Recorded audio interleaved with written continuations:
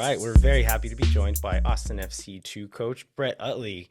Brett, I can see on the there's a dry erase board behind you, but your background is blurred a little bit. Do you have any like state secrets hidden up there right now No, not particularly on this board, but on it's other obviously boards? a huge pleasure.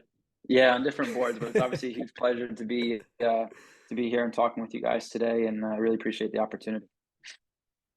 Yeah, man. Thanks for joining us for some time. I think I don't think I know there's a ton of excitement around y'all's results so far, and I know there's been a lot of like fan excitement. And I wanted to go back to the first game at Palmer Field, like I think it was a Dynamo 2 Yeah, game back in March. Like, what did you think? yeah. Did you expect like a sellout full of crazy people, or were like how was that experience?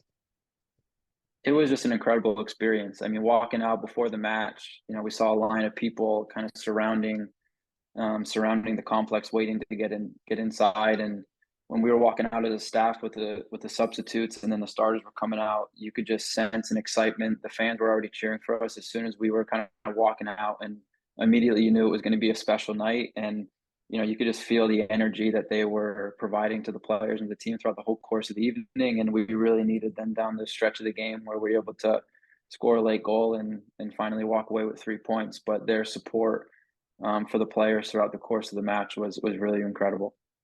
Yeah, did you get any? I mean, I would imagine Kip Keller's probably pretty excited about the fan reaction, like not knowing it. But do you have any stories maybe from players that I don't know, something they didn't expect out of it that they got? I think, yeah, I think the biggest one was afterwards. It was obviously our first match in the second team's history. We got 3 points. We have this photo that was going around where all of us as staff members, some ball boys, we had the fans in the background. Just that whole kind of connection and collaboration between what the second team can represent and the culture of Austin FC too. I thought, you know, um, it really was a special moment. I tell the guys all the time that this is one of my favorite pictures. I want to get it blown up and put it in our office. And it's just, it was a special evening, and seeing that type of, as I said, connection and collaboration between the players, our staffs, and the fans is kind of what it's all about.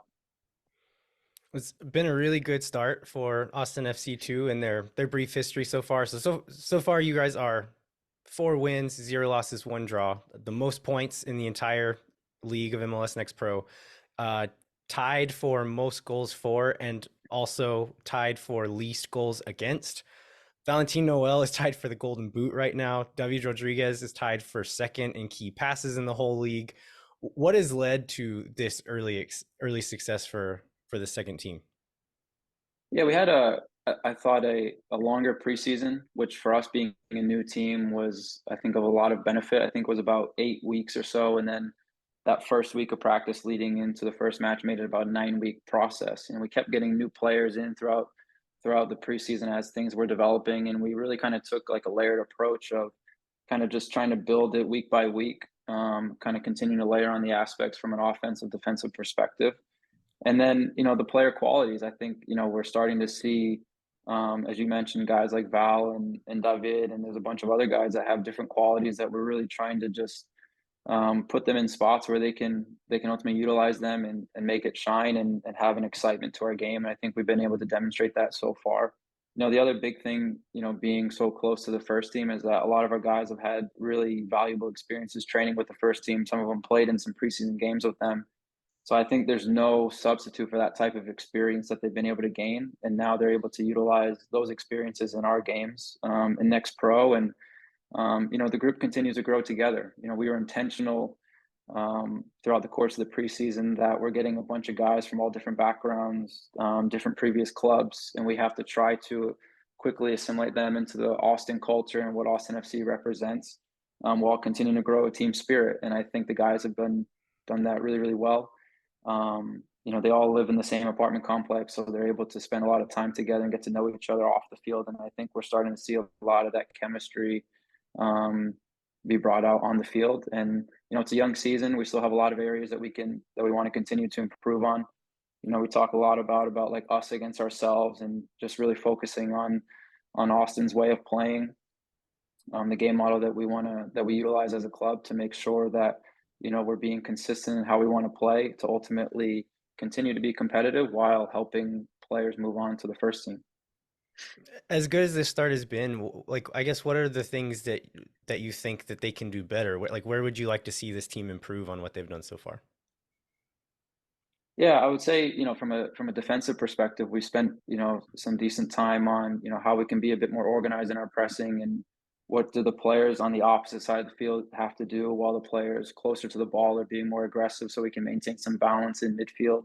I think the guys have really taken those concepts on really well, and um, that has led to us as a team only giving up a couple goals so far throughout the course of the season. So I think from a defensive perspective, continuing to be solid and looking to improve there. And offensively, we always talking to the guys about getting into really high valuable positions on the field to create scoring chances. So we have some specific spaces that we constantly talk to the guys about that we want to try to attack. That's really difficult to defend, but for us, it kind of brings some organization in that sense. So um, so if we continue to be lethal in front of goal, and we challenge the guys after the first couple games, we're going down goals early in matches or later in games, and we really challenge them to say, let's try to score the first goal and see what it's like from an emotional perspective and from a resiliency perspective. It's a different type of game when you're chasing it versus if you score first and now you're protecting the lead while you're trying to build off of it. So I think for a young team with young players, it's good early on in the season to have these different experiences. That's only going to pay dividends as we move forward throughout the course of the year. So, given kind of your personal, background and coaching experience, like what was it that excited you about this particular job?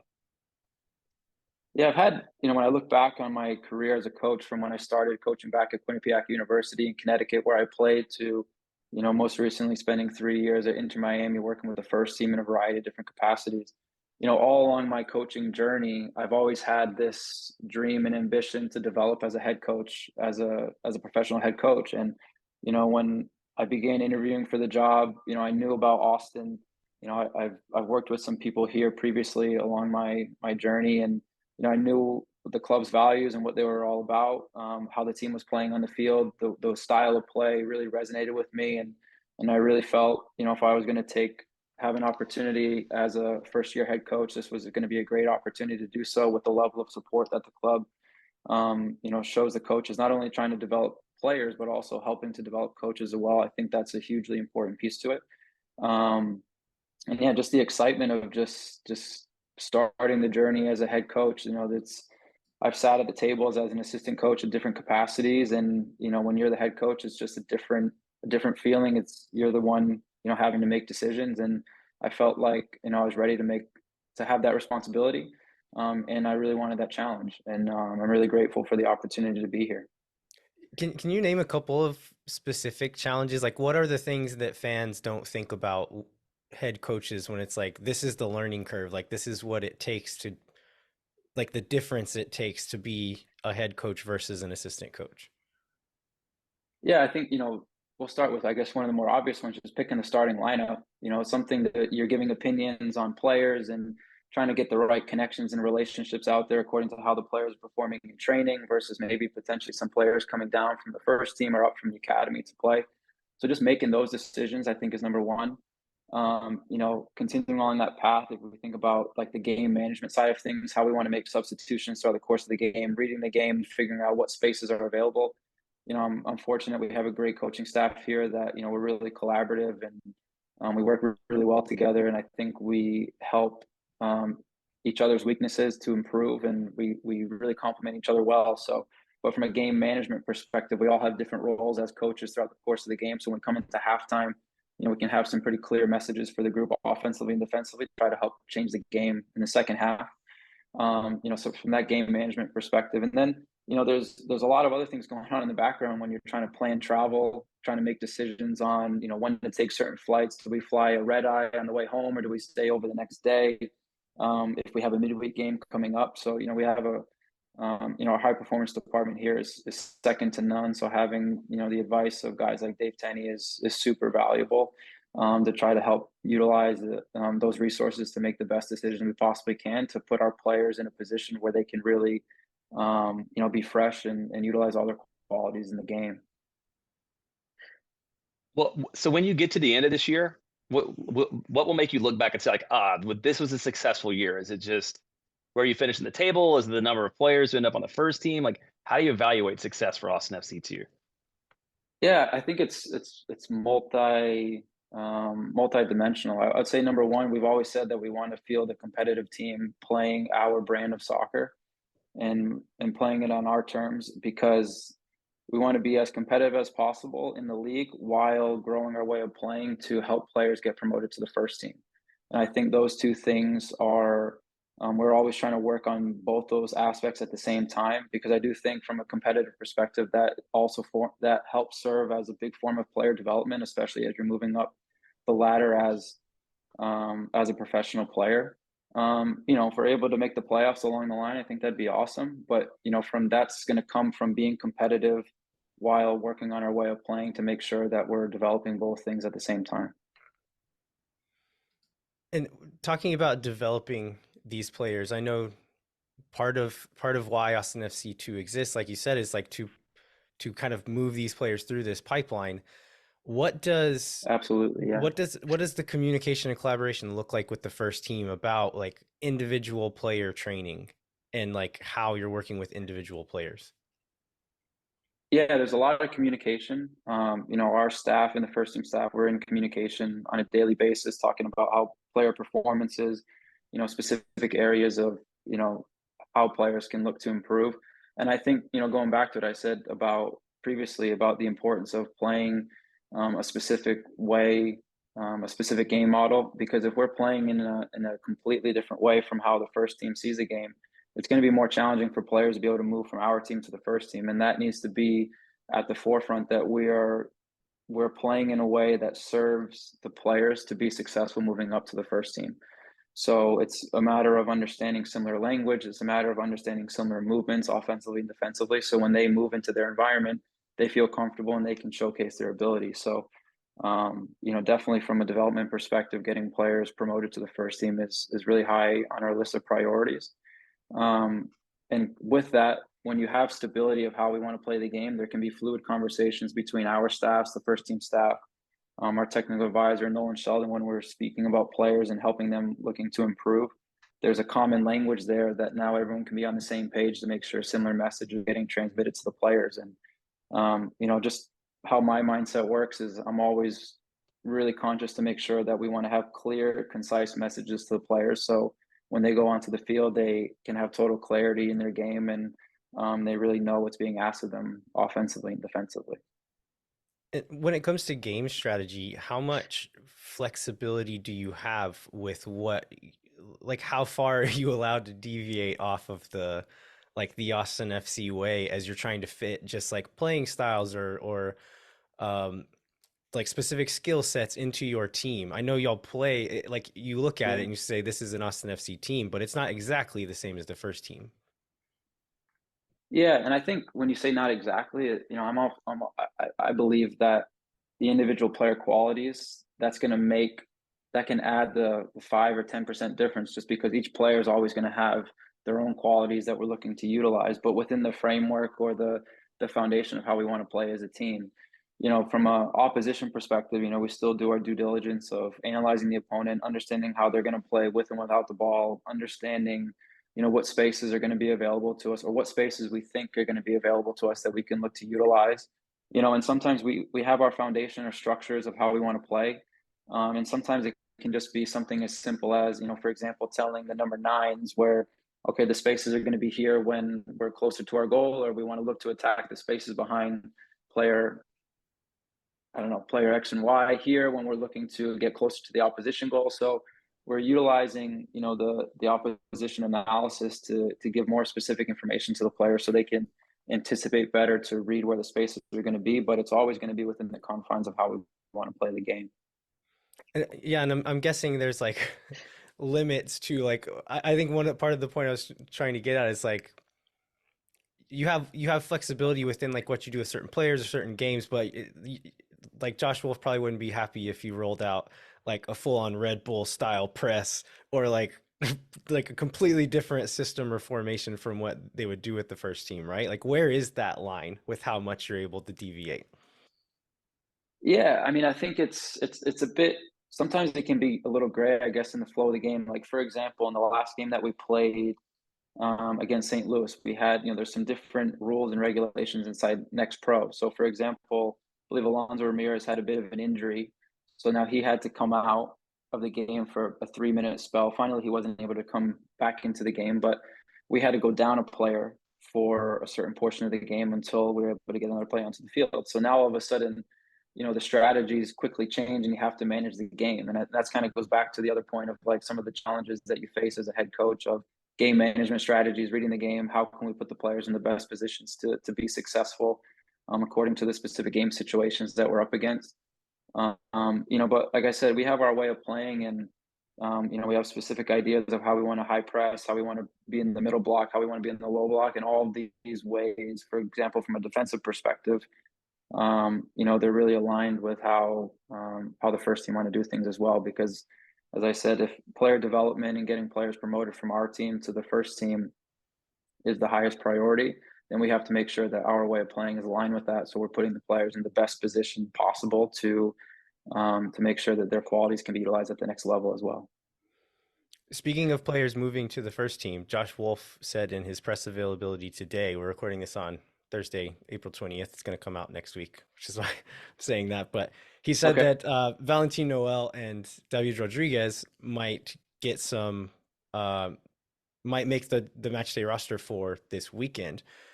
How far in advance are you told, like, which players are going to be available to you? Yeah, I think it's as I said, we're in daily communication, but we have a general sense of kind of as the week approaching, we have a general sense of kind of what to anticipate. As our next game is quickly coming. Last week was a little bit different when we had 3 games in a week. We don't really have that many weeks throughout the course of the season. We're playing multi games throughout the course of the week. But initial conversations start early on. We know what to expect, but finally, in soccer, you have to be often, I believe, you have to be able to flow with complexity, and you have to be really adaptable, because sometimes things you think everything is flowing really smoothly in a nice linear way, and all of a sudden, maybe someone gets sick or someone has a small injury in training, and all of a sudden the dynamics can change. So we have to be flexible, but that's where our collaboration and connection on a daily basis, I think, really serves us to make sure that we're all on the same page as the games are approaching. Looking at kind of we talked a little bit about the tactical differences between what you guys do in the first team. Can you explain a little bit what it looks like from top to bottom? Like how differently, I guess not how different does it look, but how do you go about implementing this system from a U13 team all the way through this next pro team? Like, do you break it down and make it a little bit simpler at each level, or what does that look like exactly? I think from when I came into the role, starting in preseason, one of our big focal points early on was to really make sure that we're growing relationships, not only with the first team staff, which was really step one early in the process, but also grow relationships with the academy. Because as a second team, you're really that bridge between the first team and the second team, and then the second team to the academy. So you have to make sure you're on both sides of the same equation. And I think we've done a really good job of that. We've had a bunch of academy players participate in our preseasons. We still have, there's the handful of them that continue to train with us on a day-to-day basis, and we're in constant communication with the academy staff. And a lot of the coaches have been coming out to our training sessions. Some have participated in our training sessions. So we really want to make sure that, we're open to make sure that the ideas are able to get assimilated appropriately throughout the club. But, before coming here, there was, really good, strong foundations already put in place where, there was some good alignment of how we wanted to play. And then, I think it's been spoken about previously, but Nolan Sheldon as a technical advisor, he's helping to make sure there's alignment between the first team, second team, and the academy. So I think we've been really intentional about that. And I think it kind of, the academy have done some really excellent things. Most recently the U15s winning the GA Cup, which is a great accomplishment for them. But it's a process. It's, I think the key word is being intentional about how we can align our way of playing. And I think the more we're all in a room talking about the game, talking about training sessions, talking about different styles of play, can only help us to continue to make sure that alignment continues to grow. Speaking of academy players playing up with the next pro team, Michael Burton has been Yeah, getting some minutes with you guys. yeah, Scored his first ever professional goal, which is really cool to see. yeah. I've been going out and It was watching great. that age of the Austin FC Academy play. I think when they were like U13s or something, and so to see some Okay. of them now playing pro and scoring goals is really cool. How Yeah, difficult is it for guys that young to step into that level and perform like that? I think Micah. If we take Micah's case in particular, he's had obviously wide ranging experiences as a player, playing with youth national teams, training with the first team, coming down to play with coming to play with us as well. So from his perspective anyway, he's had some good experiences at international levels, and training up to continue to grow himself as a player. I think like anything, there's always an adaptation process to what the competition just looks like for any player, whether you're an academy player, a new player, the next pro. For example, I remember we had a meeting with the players before the season started, and we didn't play any next pro opponents during our preseason schedule. So one of the players, we were talking as a group, and one of the players said, what can we expect, in next pro? And I shared some experience that I thought when I was watching a lot of the next pro games from last season with when I was with Miami. And we have some guys on the roster that played the next pro last season with a different club, and they were able to share some different experiences. So there's always that adaptation process, whether a young player, old player. But from specifically about academy guys, I think it's just the speed of play, getting comfortable with your teammates. I think the game of soccer is so much based on relationships and connections on the field. So the more comfortable you feel with, I don't know, for example, if you're a winger, right, the more comfortable you feel in your relationships with between yourself, the number 10 that's next to you, or the fullback, like that's going to help you really assimilate into the game and feel more comfortable with the speed of play. So it's a constant process, regardless of the level. And I think the beauty is as well that we have a really high training environment, so that helps the players prepare for that as well. So it's definitely multifactorial in that sense. Okay, before we let you go, I want to know, have you heard the various fan nicknames for this team, and do you have a favorite one? I'm partial to FCito.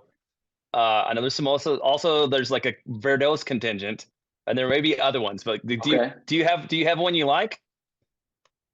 No, I don't have one in particular. I think the most important thing, from the fan base in particular, is that they just continue to, whatever nickname they like to utilize, it's always coming with as well the amount of support that they show the players on a weekly basis. Because I mean, we talk about all the time, the players thrive on their support, and it's really special to know that there's that strong connection between our players and the fans. All right. Well, Brett, thanks so much for joining us. We're very happy to be able to talk to you for a little bit, and good luck with the rest of the season. Thanks a lot, guys. It was a real pleasure talking to you today, and we'll speak to you guys soon.